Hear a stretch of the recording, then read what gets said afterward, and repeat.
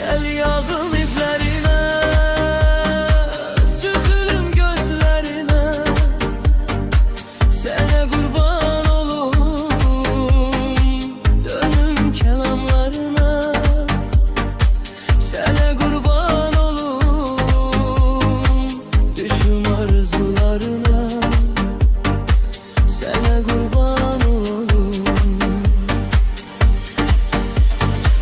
Kapını yarım aç, ben biraz da yakınlaşım.